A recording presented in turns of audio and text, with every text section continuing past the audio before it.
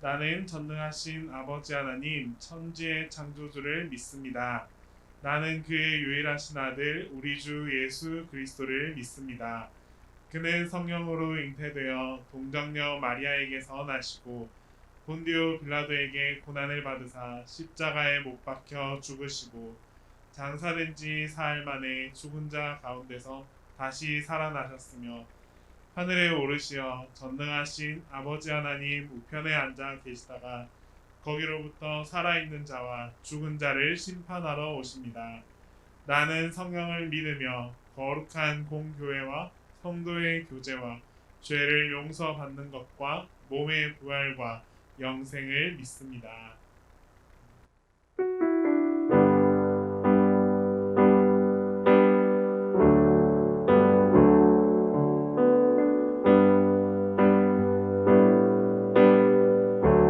은혜 아니면 은혜 아니면 살아갈 수가 없네. 모든 가져도 다 주의 것이니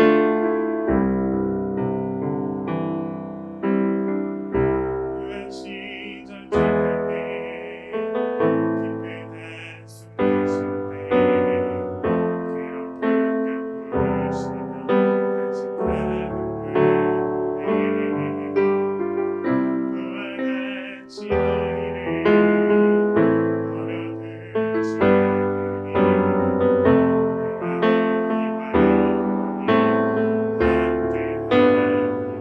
성령이 오셨네. 성령이 오셨네. 성령이 오셨네. 내 주에 보내신 성령이 오셨네. 우리 인생 가운데 친히 찾아오셔서 그날 하시네. 어눌린 자 같은 자,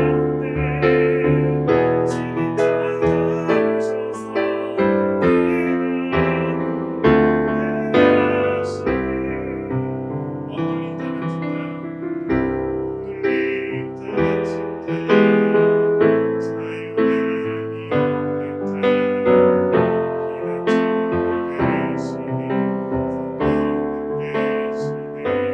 계시네. 주의 영을 계신 곳에 잠자를 한다네. 진리의 영이신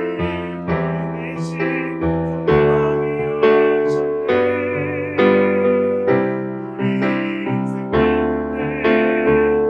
오셨네. 성령이 오셨네. 성령이 오셨네. 성령이 오셨네. 내 주에 보내신 성령이 오셨네. 우리 인생 가운데 친히 찾아오셔서 그날 하시네. 성령이 오셨네. 성령이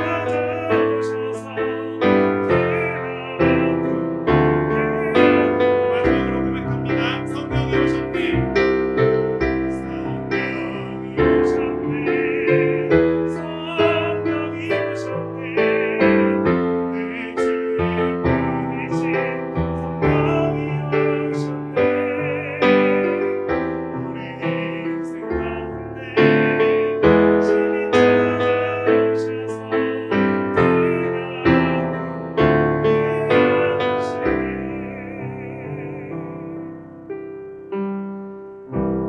우리 인생 가운데 친히 찾아오셔서 사랑의 하나님 아버지 감사합니다. 오늘 이 시간에도 잊지 않고 이 자리로 나와 하나님께 예배를 드리는 이들을 사모하여 주시옵소서. 주님 우리에게 축복도 주시고 특별히 오늘 이 시간에는 성령님의 그 임재하심과 그 성령님의 강림하심을 우리가 함께 경험하고 함께 나눌 수 있는 그런 귀한 시간이 되게 하여 주시옵소서. 예배 가운데 함께 하시는 주님을 간절히 소망하오며 사랑하는 예수 그리스도의 이름으로 기도드립니다.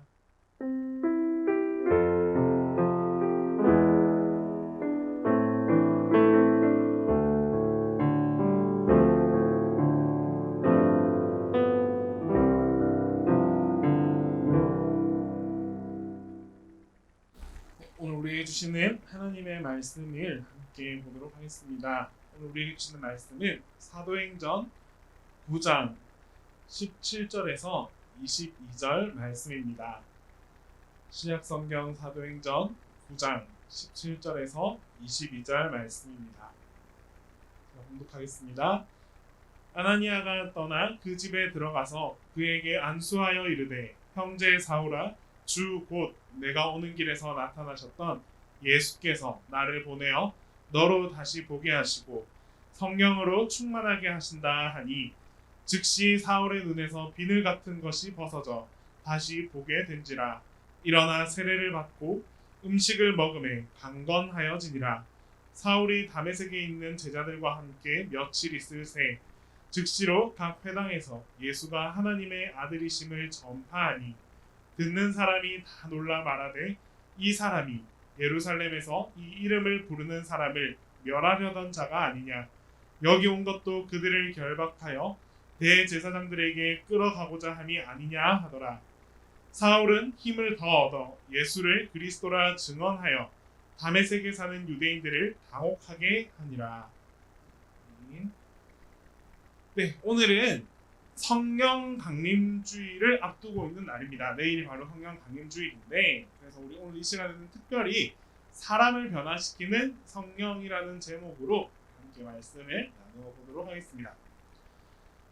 우리 청년들에게 먼저 한번 물어보고 싶어요. 여러분들에게 행복한 삶은 어떤 삶이 나에게 행복한 삶이라 할 수 있는지, 각자가 생각하는 행복한 삶은 어떤 것인지에 대해서 한번 생각해 보세요. 그리고 머릿속으로 다 생각하고 있겠지.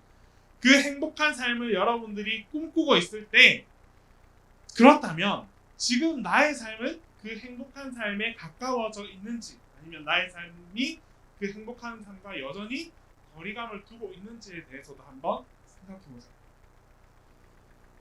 우리는 흔히 행복한 삶을 살아가기 위해서, 행복한 삶을 누리기 위해서 이렇게 얘기하는 사람들이 정말 많아요.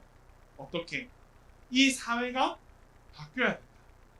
내가 행복해지기 위해서는 내 주변에 있는 이 사회와 이 세상이 변화되어야만 내가 행복해질 수 있다라고 생각하는 사람들이 많이 있어요. 자, 그런데 과연 사회가 바뀐다고 해서 나에게 행복이 찾아오느냐? 사실은 그렇지만도 않아요. 실제로 우리 사회는 정말 많이 바뀌었어요. 너무 많이 바뀌었고, 잘 사는 것, 웰빙 이런 걸 넘어서서 이미 풍족하고 풍요로운 삶을 우리가 같이 살아갈 수 있게 되는 그런 시대가 되었어요. 여기 보면 어딘지 딱 안 떠오르죠? 여기 우리가 아주 가까운 곳이에요. 부산, 높은 곳. 어딜까? 부산에 있는 높은 빌딩. 좀 다니세요. 좀 공부한다고 그러겠지만 좀 다녀라. 해운대 마린시티 위에서 찍은 거예요. 왠지 해외 같지? 잘 사는 나라 같지? 우리하고 멀지 않아. 그런데 내가 하고 싶은 말은, 우리도 이만큼 잘 살고 우리도 이만큼 풍요로운 사회 속에서 살아가는데, 과연 그 속에 속한 여러분들 한 명 한 명은 이 사회가 이만큼 변화되었다고 해서 나도 행복하느냐라는 거지. 사실 사회가 이렇게 변화되었다고 해서 나도 사회 안에 속해서 조금 더 나은 삶을 살 뿐이지, 실제로 느껴지는 거는 크게 와닿지 않는 것 같아요. 왜? 우리는 이 흘러가는 이 사회 속에서 동일하게 그 시대에 맞게 적응하면서 살아가고 있거든요. 그래서 그 안에서 큰 행복을 찾기는 사실 어려운 것 같아요. 자, 그렇다면 반대로 이제 사회를 통해서 행복을 얻지 못한다면 나의 변화를 통해서 행복을 얻을 수 있느냐? 내가 바뀌면 과연 행복해질 수 있을까요? 라고 물으면, 그 물음에 대한 답을 찾기 전에 이건 먼저 한번 봤으면 좋겠어요. 나는 변화를 추구하는 사람이다. 아니면 나는 그냥 평상시 이 안정을 더 추구하는 사람이다. 나는 어느 쪽에 속할까? 나는 변화를 속한다. 아니면 나는 안정을 더 추구한다. 1번 변화를 속한다. 반대로 나는 안정을 원한다. 실제로 많은 사람들이 뭔가 변화되기보다는, 도전적이기보다는 그냥 지금 내가 살아가고 있는 이 삶 속에서 안정적으로 살아갈 수 있기를 원한다고 합니다. 그랬더니 당신은 그러면 얼만큼 변화될 수 있느냐라고 물으면 사람들이 어떻게? 나는 별로 변화하고 싶지 않아요 라고 대답해요. 우리가 행복을 원해서 내가 변화주고 내가 조금 더 나은 삶을 살아야겠어 결심합니다. 그런데 과연 그 결심이 얼마나 지속될 수 있을까? 작심삼일이라는 말 우리 다 한번 경험해봤잖아. 이게 마냥 남의 이야기가 아니라는 거. 나도 뭔가 나은 삶을 위해서 열심히 한번 노력해보고, 나도 영어 잘하고 싶어서 영어를 좀 더 해보고, 나도 뭔가 좋은 결과를 얻고 싶어서 다양한 취미 생활을 해보고, 그런데 실제로 이렇게 했을 때 행복이라는 선에 이르기 전에 어떻게 되냐? 내가 먼저 포기해지는 그런 경우가 굉장히 많다라는 거예요. 행복은 우리가 꼭 누려야 될 가치이지만, 그 행복으로 가기 위해서는 사회의 변화도 아니고, 또 그 행복을 추구하기 위한 나의 변화도 사실상 힘들다라는 게 우리의 모습이에요. 우리의 현 주소. 자, 그렇다면 우리는 이대로 내버려 두고 있어야 되느냐? 아니지. 우리가 정말 변화가 되고 행복을 추구할 수 있는 유일한 길이 있어요. 그 길이 무엇이다? 오늘 본문에서 있었던 것처럼 오늘 제목처럼 성령이 변화시키는 사람. 사람이 사람으로 변화되는 게 아니라 성령을 통해서 변화를 얻으면 우리는 행복한 삶을 누릴 수 있는, 내가 추구하는 행복으로 한 걸음 더 나아갈 수 있는 그런 삶을 살아갈 수 있게 되는 거예요. 고린도후서 5장 17절에 이런 말씀이 있어요. 누구든지 그리스도 안에 있으면 새로운 피조물이라. 이전 것은 지나갔으니 보라 새 것이 되었도다. 성령께서는 우리를 늘 새롭게 하기를 원하세요. 여러분들에게 성령님이 강건하게 역사하신다라는 사실은 내가 그냥 그 안에서 안주하고 나의 믿음과 나의 신앙이 어느 바운더리 안에서 그냥 꾹 유지되기를 원하느냐 아니라는 거지. 진짜 성령님께서는 그 성령과 여러분들과 함께 한다면 여러분들을 끊임없이 새롭게 하시고 또 변화시켜 주시고 더 나은 삶으로 만들어가 주신다라고 말씀하고 있는 거예요. 바울에 대해서 오늘 집중적으로 한번 살펴볼 거예요. 지난번에도 제가 바울에 대해서 얼핏 한번 이야기를 자주 했는데, 성령으로 변화된 사람 하면 대표적으로 들 수 있는 사람이 바로 이 바울이에요. 바울 말했죠. 회심 이전의 바울의 모습. 사울이라는 이름은 바울이 변화되기 이전에, 바뀐 이름을 얻기 이전의 이름이 바로 사울이에요. 사울과 바울은 같은 사람입니다. 같은 사람이에요. 자, 이 사울, 회심 이전의 사울은 어떤 사람이었느냐? 우리가 그냥 얼핏 알기로는 예수님을 핍박하는 자, 예수 믿는 사람들을 쫓아가서 괴롭히는 자, 이까지는 알고 있는데, 사실 그의 삶의 배경과 환경들을 보면 더 조금 남달랐던 삶을 살았던 것 같아요. 바울은 컨트리 보이였을까요? 시티 보이였을까요? 쉽게 얘기해서 농촌 소년이었을까? 도시 청년이었을까? 바울은 모르겠으면 둘 중에 하나로 찍어보세요. 도시, 시골. 모르겠나? 바울은 엄청난 도시 청년이었어요. 왜 그랬냐 하니까 바울은 혈통적으로도 바리새인 중에 바리새인 혈통을 가지고 있었어요. 쉽게 얘기해서 로마 안에서 혈통이 괜찮았다는 거예요. 그냥 이렇게 막 노예 신분 이런 평민 신분이 아니라 나름대로 학자의 신분, 귀족의 신분을 타고 태어난 사람이었어요. 그리고 이 바울에게는 무엇을 가지고 있었느냐? 로마 시민권을 가진 사람이었어요. 로마 안에서 로마의 시민권을 가졌다는 것은 굉장한 특권을 가진 사람입니다. 한마디로 이야기해서 로마의 같은 종교, 우리 로마는 하나다라는 걸 강조하기 위해서 이 시티즈 시민권을 사람들한테 나눠줬어요. 그러나 이 시민권은 아무나 얻을 수 있었던 것도 아니고 정말 그런 조건과 그런 것들을 만족한 사람에게 합당한 권리로 줬던 것이 바로 시민권이에요. 오늘날 우리도 보면 미국 시민권 얻기 쉬울까요? 어려울까요? 굉장히 어려워요. 그런데 반대로 이 시민권을 갖고 있으면 여러 가지 미국에서 얻을 수 있는 혜택들이 정말로 많아요. 그래서 심지어 한국에 있는 사람들이 아이를 출산하기 위해서 어디로 간다? 미국으로 가서 출산을 한다는 거죠. 왜? 미국에서 태어나면 걔는 미국 시민권이 되거든. 그렇게 되면 하다못해 요즘 같은 날 백신 1순위로 맞을 수 있어요. 그리고 미국 시민으로서 얻을 수 있는 권리와 이런 행사들을 다 가질 수 있어. 그렇게까지 갖고 싶은 그 시민권인데 바울은 그런 시민권을 가지고 있었다. 그것도 어느 나라에 오늘날 미국보다 더 나으면 나았을 법한 그 로마의 시민권을 가지고 태어난 사람이 바로 바울이었어요. 자, 그런데 이 바울은 알다시피 예수를 믿는 사람들을 쫓아가서 핍박했던 자예요. 이게 무슨 말이냐? 로마의 시민권을 가진 사람은 서로 간에 다른 종교를 가질 수 없었어. 일치되는 사상을 굉장히 중요했고 일치되는 종교를 굉장히 중요하게 생각했어요. 바리새인 중에 바리새인이라고 했지. 그만큼 바울은 예수 그리스도의 존재가 있어서는 안 된다라고 생각했던 사람이에요. 바리새인적인 신학으로 보아서도 안 되는 거고, 거기에다가 로마 시민권자로서 생각을 해도 예수 그리스도는 우리에게 악의 존재나 마찬가지죠. 그래서 어떻게든 이 로마 안에서 내가 더 큰 행복, 더 나은 행복을 얻기 위해서, 더 많은 권력을 쌓아가기 위해서 바울이 택한 길은 예수 그리스도를 핍박하는 길이었어요. 그게 자신의 신분을 더 올려줄 수 있는 일이라고 생각했거든요. 정말 처절하게 쫓아다니면서 예수 그리스도를 핍박했어요. 자, 그랬던 바울이 회심 사건을 경험하게 됩니다. 그리고 나서 바울로 변하게 돼요. 여기에 보면 얼마큼 그가 예수 그리스도를 핍박했는지 나타납니다. 본문 말씀에 이런 메시지가 있죠. 사울아, 내가 어찌하여 나를 핍박하느냐.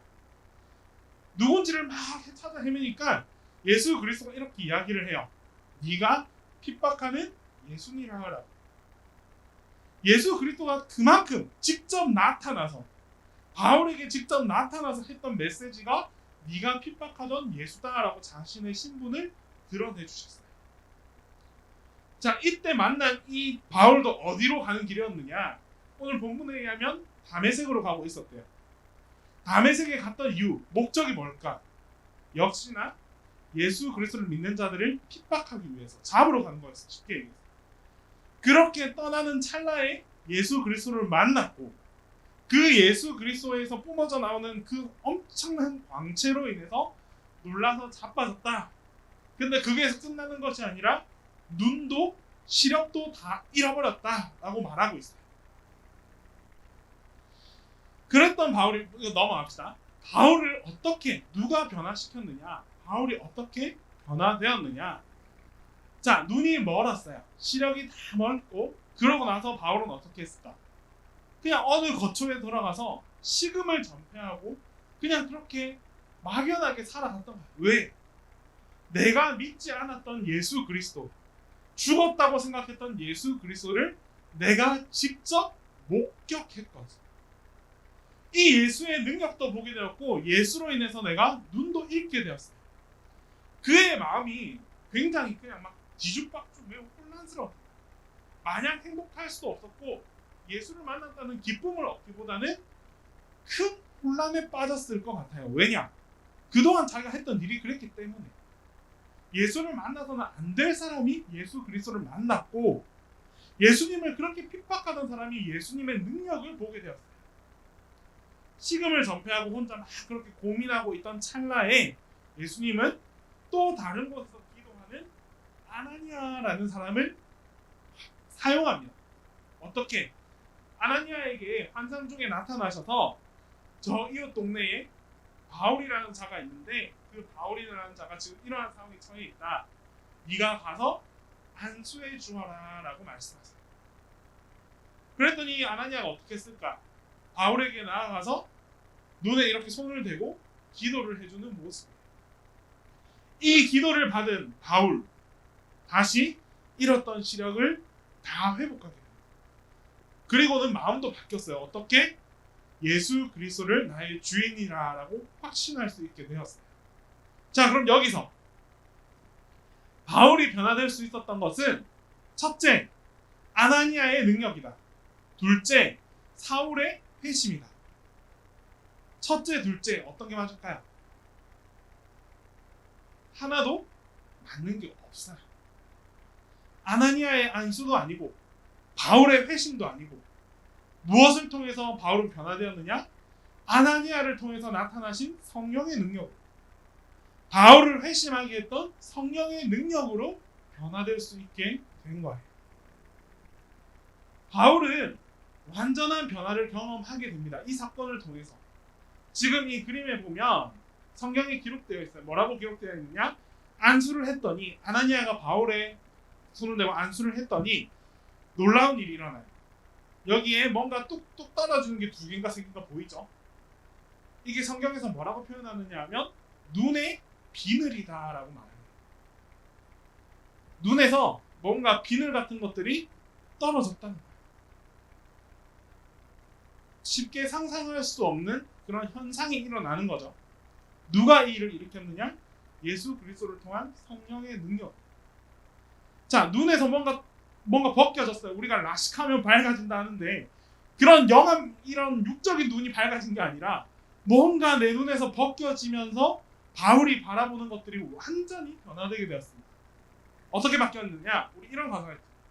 내게로부터 눈을 들어 주를 보기 시작할 때 그동안 바울이 바라봤던 시선과 이런 놀라운 경험을 하고 나서 바울이 바라보는 시선이 완전 바뀌게 되었어요. 영적인 것에 별로 관심이 없었지. 그냥 육적인 것, 눈앞에 보이는 일, 내 눈앞에 나타나는 그런 일들만 쫓아갔던 바울이었는데 이런 성령을 경험하고 나서 어떻게 되었느냐? 내 눈앞에 나타나는 일에 크게 관심을 갖지 않았어요. 이제는 누구에 대해서? 내적으로 임재하시는 그 성령님, 성령의 역사하심과 성령의 일하심을 더 바라볼 수 있게 되었다. 시선이 완전히 뒤바뀌었지. 그리고 또 한 가지의 변화가 있어요. 인생관이 달라지게 됩니다. 바울은 그동안 자신의 인생관은 성장하는 것, 어디에 성장하는 것? 로마의 시티즌, 로마 시민으로서 더 나아가는 것, 더 위로 올라가는 것을 원했던 사람이었어요. 그게 나에겐 중요한 인생관이고 그게 나의 삶의 목적이다라고 살아갔던 사람이에요. 그런데 성령님을 경험했더니 이전에 생각했던 이 많은 인생관들이 한순간에 다 필요 없는 것들이 되어버린 거예요. 이제는 내가 쫓아야 할 것 이런 게 아니라 무엇이다? 예수 그리스도를 전하는 것, 예수 그리스도의 복음을 전하는 일, 이 일만이 나에게 중요한 일이고 이 일만이 내가 해야 될 일이다. 완전 삶의 방향이 바뀌어진 것을 알 수 있어요. 여러분들에게 이런 성령의 체험이 나타난다면 아마 지금도 이런 이야기가 나에게 나타난다면 나는 어떻게 반응할까 고민할 수 있어요. 내가 그동안 쌓아왔고 내가 그동안 노력해왔고 내가 그동안 소중하게 여겼던 것들이 이만큼이나 있는데 성령님을 경험했어. 그런데 그 성령님께서 이제 이런 것들이 아니라 주를 위해 살아라고 여러분들에게 말을 한다면 과연 여러분들의 삶은 어떻게 어느 길로 나아갈 거냐라는 거죠. 다 필요 없어요. 이전에 쌓았던 것 다 필요 없대. 완전히 다른 삶, 완전히 변화된 새로운 삶을 제시해 줬을 때 과연 내가 그 길로 나아갈 수 있을지. 지금까지 쌓아온 스펙들, 지금까지 노력해왔던 것들 다 내려놓고 주님, 이제 주님의 길만 따라가겠습니다 라고 그 길로 나아갈 수 있느냐는 거죠. 바울은 그런 결심에서 한치의 망설임도 없었어요. 그동안 자신이 누렸던 것들 다 내려놓고 그냥 이제 성령을 경험했더니 그냥 변화되어서 나는 주만 따라가겠다라고 결단하고 나아갔어요. 그렇게 온 열방을 다니면서 예수 그리스도를 전하고 복음의 증거자로서 그런 삶을 살아갈 수 있게 되었습니다. 여러분들은 아마 할 수 없어요. 나도 할 수 없고 바울도 바울 스스로는 이런 결심을 하지 못했을 거예요. 다만 그 안에 누가 개입했기 때문에 바로 성령님께서 그 안에 개입했기 때문에 바울도 이렇게 나아갈 수 있었고 오늘 우리가 마찬가지죠. 내 이성과 내 머리와 내 생각으로는 도저히 할 수 없는 일인데 여러분 안에 참 성령이 나타나신다면 여러분들의 삶도 변화시키고 인도해 주실 수 있으시다. 여기서 중요한 포인트는 바울의 삶이 이전에 비해서 더 나았냐 더 낫지 않았느냐. 쉽게 얘기해서 우리가 주를 향해 살아가겠다라고 결단했을 때 그 이후의 삶이 이전보다 나았느냐 낫지 않았느냐. 바울의 삶은 어떠했을까요? 물론 그도 고난도 받았고 핍박도 받았고 그 이후에 여러 가지 시련과 어려움들이 있었어요. 하지만 결과적으로 봤을 때 성령으로 변화된 바울, 성령으로 함께 나아갔던 바울은 그의 삶이 우리 성경 속에서 가장 위대한 인물 중에 한 명으로 기록되는 그런 축복을 얻게 되었습니다. 성경에 기록된 게 그게 다가 아니지. 그의 삶 자체가 그만큼 위대한 삶을 살아갈 수 있었다. 이전에 로마 시민권자로 살아갔던 그 삶보다 훨씬 더, 아니 몇 배, 몇십 배, 몇백 배 더 나은 삶을 살아갈 수 있게 되었어요. 예수 그리스도와 함께 예수 그리스도를 전하는 사람입니다. 오늘 우리도 마찬가지. 만약에 여러분들에게 여러분들이 성령을 간구하고 내가 성령을 이끌린 대로 내가 순종하면 나아갈 수 있다면, 성령님께서 우리의 삶을 변화시켜 주신다면 그 이후에 펼쳐질 삶에 대해서는 걱정할 필요 전혀 없습니다. 왜? 성령님께서 이전보다 훨씬 더 나은 삶으로 여러분들을 인도해 주실 거기 때문에. 그리고 그 삶이야말로 우리가 정말 예수 그리스도와 함께하고 예수 그리스도를 향해 나아가는 삶이 될 수 있기 때문입니다. 이런 걸 기억하고 이런 걸 간직하면서 우리가 정말 성령의 그 도우심, 내 안에 계시는 그 성령의 간구함을 받고 좀 간구하면서 바라면서 살아갈 수 있는 우리가 되어야만 해요. 또 마지막 변화는 사울의 인격이 완전히 달라졌어요. 여러분들에게 스스로 한번 질문해 보세요. 나는 온순한 사람인지 아니면 나는 뭐가 난 사람인지. 어느 쪽에 속하는지는 각자 이렇게 생각해 보세요. 바울은 굉장히 뭐가 났던 사람이에요. 다혈질이었고 성격이 괴팍했고 물불 가리지 않는 그냥 내 길만을 쫓아갔던 그런 사람이에요. 그랬던 바울이 성령을 품고 성령의 인도하심으로 따라 살아갔을 때 어떻게 변화되었느냐? 이렇게 고백합니다. 디모데전서에 모든 사람이 받을 만한 이 말이여 그리스도 예수께서 죄인을 구원하시려고 세상에 임하셨다 하였도다. 그 다음 문장. 죄인 중에 내가 괴순이라. 이 말은 본인 스스로를 한없이 낮추는 말이에요. 내가 죄인 중에 그냥 죄인이 아니라 죄인 중에 가장 악하고 가장 나쁜 괴수다라고까지 표현한다는 말이에요. 자, 이때가 언제였느냐? 나에게는 십자가만 자랑할 것밖에 없다라고 얘기하면서 예수 그리스도처럼 주님만을 위해 살아가는 바로 그때였어요. 이전에 예수 그리스도를 향해 쫓아가던 사람들을 죽이던 때가 아니라 변화받고 변화되어서 하나님을 위해 살고 예수님을 위해서 살아가던 바로 그 순간에 이런 고백을 할 수 있게 되었다는 거예요. 이전에 그랬으니까 그래 이전에는 난 그렇게 삶을 살았어. 이게 아니라 지금 바로 오늘 이 시간 성령으로 인해 변화받았던 이 시간에 그의 성품마저도 그의 인격마저도 다 변화되어서 나는 주님 아버지 앞에 정말 한낱 보잘것없는 미물이고 죄인이고 죄인 중에서도 가장 악한 괴수입니다 라고 고백하면서 자신을 낮추는 모습을 볼 수 있습니다. 정말 말이 안 되는 성령님의 역사가 나타났을 때 더 말이 안 되는 변화가 임하게 됩니다. 성령님은 여러분들을 어떻게 변화시키고 어떻게 만들어 가실지 알 수 없습니다. 심지어 우리가 그것을 어떻게 바라봐야 할지도 알 수 없어요. 다만 여러분들에게 꼭 말씀드리고 싶은 것은 여러분들이 더 나은 삶, 더 행복한 삶, 더 가치 있는 삶을 살기를 원한다면 지금 내가 진짜 간구하고 진짜 바라야 할 게 무엇인지를 곰곰이 생각해 보셨으면 좋겠습니다. 물론 세상 속에서 살아가기 위해서, 세상에서 어느 정도의 지위에 올라가기 위해서, 세상에서 내가 유익과 만족을 살아가기 위해서, 채워가기 위해서 반드시 필요한 노력들도 있어요. 그런데 이런 노력들을 완전 무시해버리라는 것이 아니라 이런 노력들을 하기 이전에 진짜 나에게 필요한 것이 무엇인지 성령님의 간구하심, 성령님의 임재하심, 그 성령님께서 나를 어떻게 변화시킬지에 대한 기대감을 가지고 살아가길 원하는 거예요.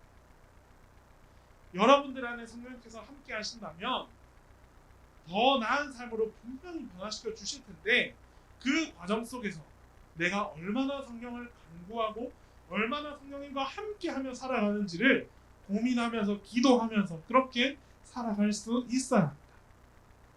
결국 여러분들을 변화시키는 것은 내가 아니다라는 사실. 나는 나를 변화시키는 거 정말 힘들어요. 내가 내 스스로를 변화시킨다는 것, 내가 내 스스로를 더 가치 있게 만든다는 것, 내가 내 스스로를 더 높여간다는 것, 그것만큼 힘든 일이 없을 거예요. 하지만 그것만큼 불가능한 일도 없는 그것을 가능으로 만들어 주시는 분이 있으니 그분이 바로 성령님이십니다. 내일이 성령 강림 주일입니다, 여러분. 그 어느 때보다 성령을 간구해야 하고 성령의 임재함 속에서 살아간다는 것에 취해 있을 수 있는 날이에요.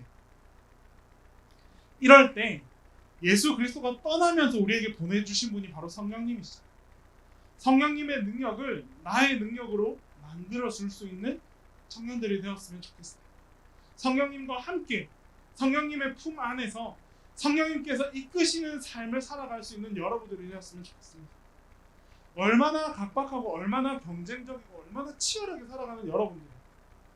그런데 이 가치를 여러분들 스스로가 판단하고 내 스스로가 쌓아가려고 하지 말고 이제 좀 간구함으로 맡겨보세요. 누구에게? 성령님의 능력으로, 성령님의 인도하심으로 나를 좀 변화시켜 주시고 인도해 달라고 그렇게 한번 간구할 수 있었으면 좋겠어요. 반드시 성령님께서 여러분들 안에 역사하십니다. 그리고 그렇게 성령님께서 여러분들 안에 역사하실 때 성령님은 여러분들의 삶을 정말 훨씬 더 나은 삶으로 인도해 주실 거예요. 이러한 믿음을 가지고 성령 안에서 정말 성령님과 함께 동행하며 살아가는 우리 청년들이 다 될 수 있었으면 좋겠습니다. 사랑하신 하나님 아버지, 오늘 이 시간 성령의 도우심을 간구함으로 나아갑니다. 하나님, 우리 청년들에게 하나님이 함께하여 주시고 성령님의 역사하심이 바로 이 자리에 임할 수 있도록 주님 함께하여 주시옵소서. 무엇보다도 우리 청년들이 주님 아버지 앞에 성령님의 능력을 간구함으로 나아가게 하시고 성령님의 능력으로 하루하루 살아갈 수 있는 우리 청년들이 다 되게 하여 주시옵소서.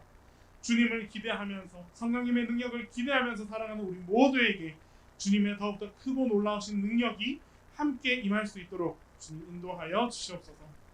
감사합니다. 예수 그리스도의 이름으로 기도드립니다. 이제는 우리 주 예수 그리스도의 은혜와 하나님 아버지의 사랑과 성령의 교통하심이 이 자리에 모여 함께 예배드리는 우리 모든 청년들에게 지금으로부터 영원토록 함께 계시기를 간절히 축원하옵나이다.